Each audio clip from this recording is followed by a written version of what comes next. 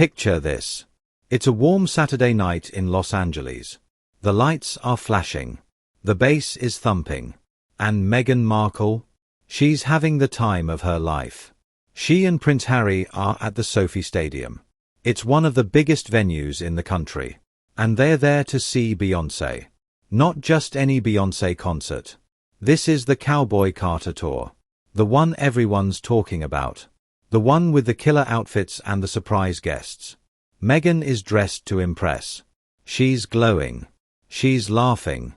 She's holding Harry's hand like they're teenagers on a first date. Later that night, she hops on Instagram. She posts a series of photos. A snap of the stage. A selfie with Harry. A shot of her smiling from ear to ear. And the caption, "A very fun date night." It was perfect. It was everything they wanted the world to see. Happy. Relaxed. Living their best California life. No royal drama. No family feuds. Just two people enjoying a concert. But here's the thing about fairy tales. They usually end at midnight. And this one? It was about to end in the worst way possible. Because while Meghan was dancing to Crazy in Love in LA, something else was happening. Something dark. Something calculated. On the other side of the country, in New York City, the cast of Saturday Night Live was getting ready to go live. And they had a target in their sights. Now, if you know SNL, you know they don't mess around. Their Weekend Update segment is famous for roasting everyone. Politicians, actors, even the president. But on this particular night, they weren't looking at Washington. They were looking at Hollywood. They were looking at the Duke and Duchess of Sussex. The writers were putting the final touches on a joke. A joke that would make millions laugh. A joke that would make headlines. And a joke that would absolutely destroy Meghan Markle. The couple had absolutely no idea. They were still at the concert. Still smiling. Still posting their Instagram stories. They thought they were in control of their narrative. They thought they were winning. But they had no clue that in just a few hours, their perfect date night photos would become the punchline of a savage national joke. The red carpet was about to turn into a roast pit. And Meghan? She was about to go from feeling like a queen to feeling like a fool. You see, celebrities love to be seen. They love the cameras. They love the attention. But when the cameras start laughing at you instead of with you, that's when it gets dangerous. And for Meghan Markle, the laughter was just beginning. Saturday night. 11:30 p.m. Millions of people are glued to their screens. Saturday Night Live is on. And it's time for the most popular segment of the show. Weekend Update. This is where the hosts deliver the week's biggest news. But they don't just report it. They mock it. They twist it. They make you laugh until you cry. Tonight, Colin Jost is behind the desk. He's funny. He's sharp. And he's about to drop a bomb. He starts talking about President Trump. About a new trade deal with the UK. The crowd is listening. It's standard political stuff. But then Colin pauses. He smirks. And he says these exact words.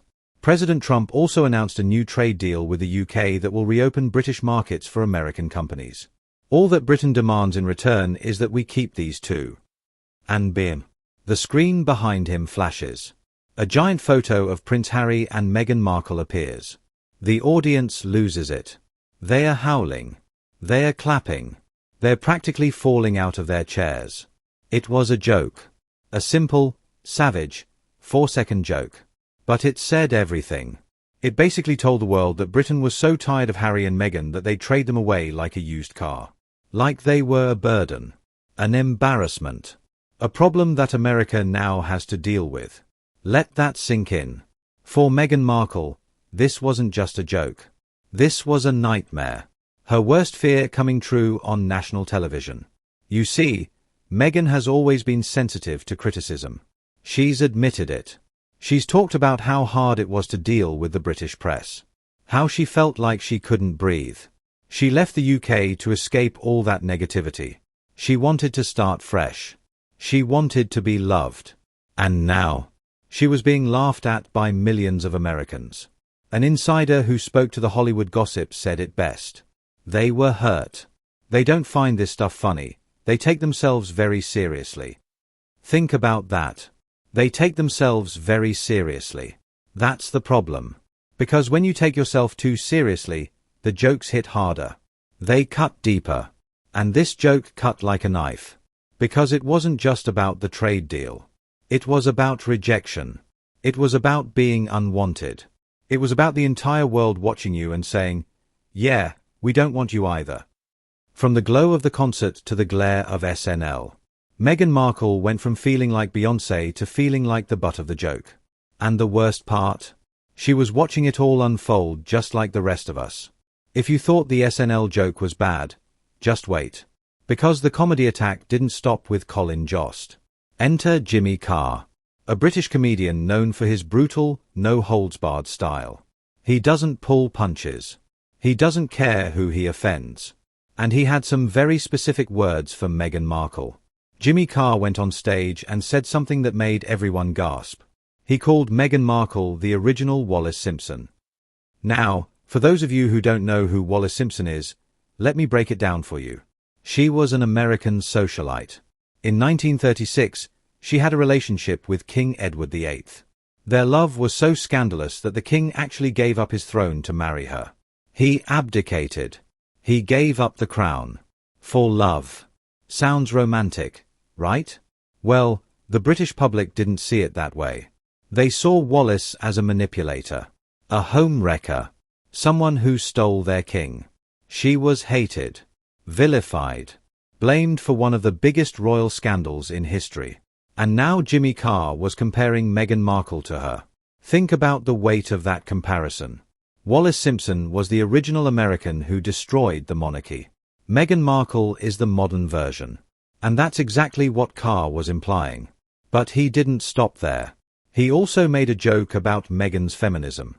He said, which she has demonstrated by marrying a prince and giving up her job. Ouch. That's a direct hit. Meghan has built her entire public image around being a feminist. A woman who fights for equality. A woman who speaks up for what's right. But Jimmy Carr was pointing out a very uncomfortable truth. She married a prince. She gave up her acting career. She moved into a palace. And then she complained about it. The irony was so thick you could cut it with a knife. These jokes weren't just random insults. They were carefully crafted. They exposed the contradictions in Meghan's story. The feminism versus the royal life. The plea for privacy versus the Instagram posts. The desire to be respected versus the reality of being a celebrity. And when you put all these jokes together, the SNL joke, the Wallis Simpson comparison, the feminist jab, you start to see a pattern. The world wasn't just laughing at Meghan. The world was rejecting the image she was trying to sell. It was a brutal takedown. And Meghan was left to pick up the pieces. Here's the thing about Meghan and Harry. This SNL incident, it wasn't a one-time thing. It was part of a pattern. A long, painful pattern of Hollywood roasting them like marshmallows over a fire. Remember South Park? Of course you do. That show is ruthless. And they dedicated an entire episode to Harry and Meghan. They called them the Prince and Princess of Canada. They showed them going on a worldwide privacy tour, holding signs that said, "Leave us alone." The show mocked their constant pleas for privacy. But at the same time, they're doing interviews. They're making documentaries. They're signing multi-million-dollar deals. The hypocrisy was so obvious that even a cartoon could point it out. And sources say that episode left them devastated and confused. They didn't understand why they were being made fun of. They genuinely believed they were doing the right thing. But the jokes kept coming. Then there was The Tonight Show with Jimmy Fallon. He took a shot at Meghan's Netflix show, With Love, Meghan. He joked about why she makes her own pretzel bags. Why she's doing crafts in a multi-million-dollar mansion. It seemed so out of touch. Even Bill Maher got in on the action. He made jokes about the couple's Netflix deal. He said, why would anyone pay millions to watch them complain about being rich? And Andrew Schultz? He said they were the most annoying people on the planet. It's like every comedian in Hollywood took a number and waited in line to take their shot. And why? Because the Sussexes are easy targets. They give comedians so much material. They say they want privacy, but they never stop talking. They say they want to help people, but they live in a $14 million mansion. They say they're activists, but they're also royalty. The contradictions are endless. And comedians feast on contradictions. Each joke, whether it was on SNL, South Park, or YouTube, feeds into the same narrative. That Harry and Meghan are out of touch. That they're complaining about problems most people would love to have. That they think they're better than everyone else. It's a dangerous image to have. Because once the public starts laughing at you, it's really hard to make them stop. And for Meghan, that's a terrifying thought. So why is this happening? Why is Hollywood suddenly turning on Harry and Meghan? It's not random. It's not a coincidence. There's a reason. And it's simpler than you think. When Harry and Meghan first stepped down from royal duties, Americans welcomed them with open arms. They were seen as rebels. Fighters. People who stood up to an outdated system. They were the cool couple. The modern royals. Remember the Oprah interview? Almost 50 million people watched it. It was huge. Everyone was on their side. They felt sorry for Meghan. They were angry at the royal family. It was a PR win for the Sussexes. But then something changed. Their subsequent projects started getting mixed reviews. Their Spotify podcast got cancelled. Their Netflix documentary was called boring and self-indulgent. People were losing interest. And worse, they were starting to get annoyed. A major Vanity Fair expose called them the most entitled, disingenuous people on the planet. That's not a small criticism. That's a magazine that usually loves celebrities turning against them. So what happened? Well, people started noticing the disconnect. Harry and Meghan claimed they wanted privacy. But they signed a Netflix deal. They claimed they wanted to be normal people. But they bought a $14 million mansion in Montecito. They claimed they were activists. But they were also millionaires complaining about being treated badly.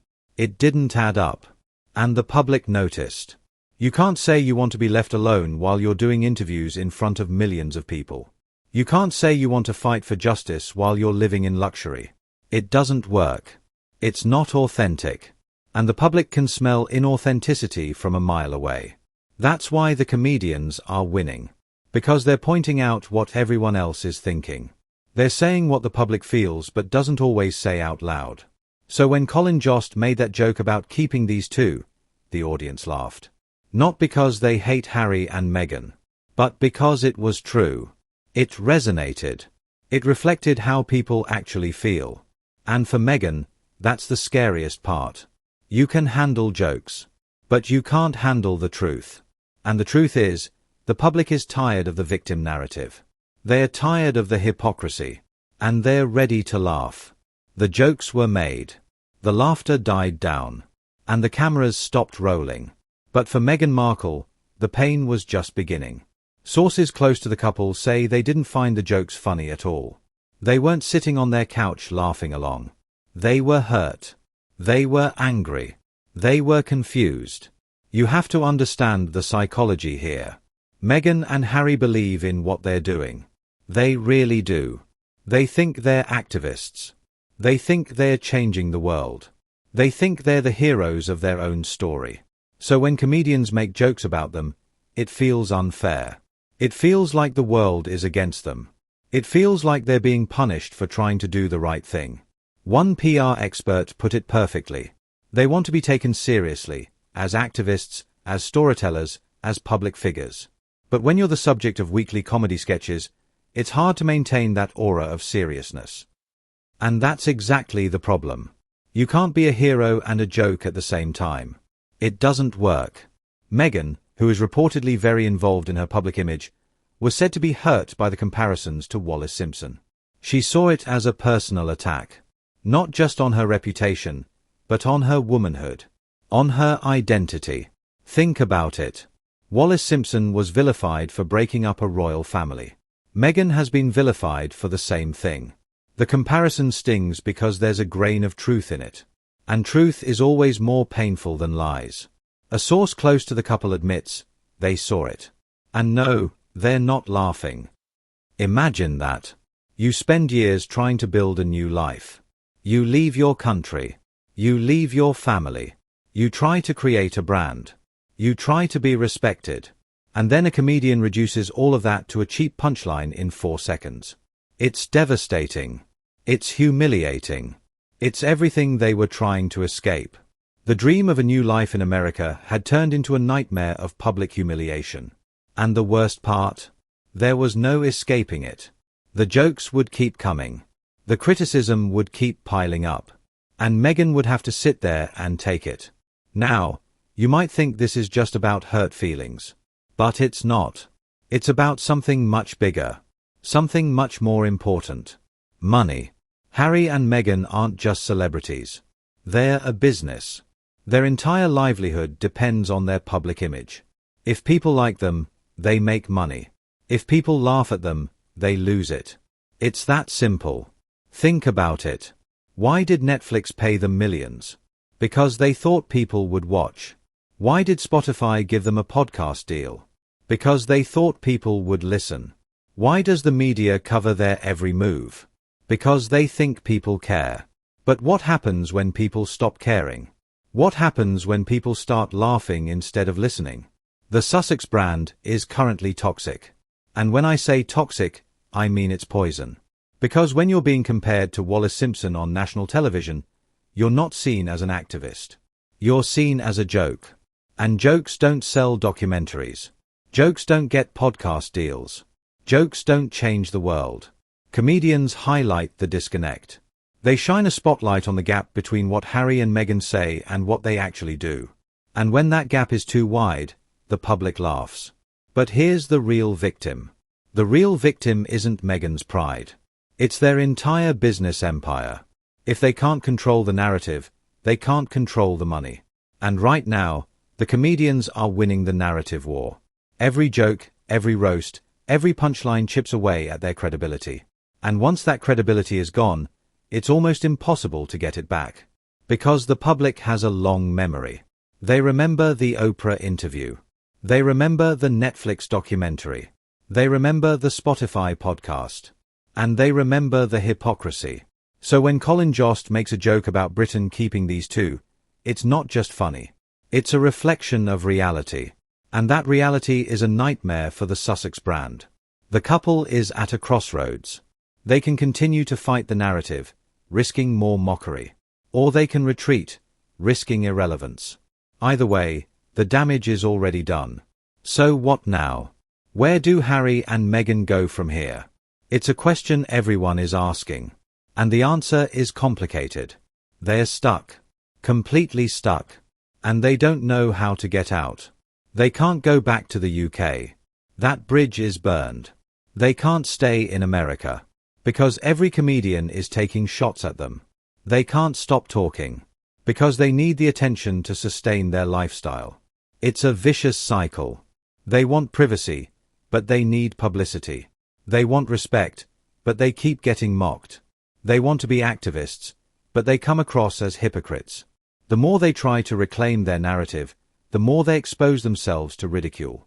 Every new documentary, every new podcast, every new interview gives comedians more material. More fuel for the fire. Think about it. Every time Meghan posts an Instagram picture of her perfect life, it's a golden opportunity for someone like Jimmy Carr to mock her. Every time Harry gives a speech about climate change while flying on private jets, it's a gift to Colin Jost. They don't see it that way. They think they're doing good. They think they're helping. But the public sees it differently. The public sees the disconnect. And the public laughs. So what's the solution? It might be time to disappear. Not forever, but for a while. Stop with the interviews. Stop with the Netflix deals. Stop trying to be celebrities and start trying to be normal. But let's be honest.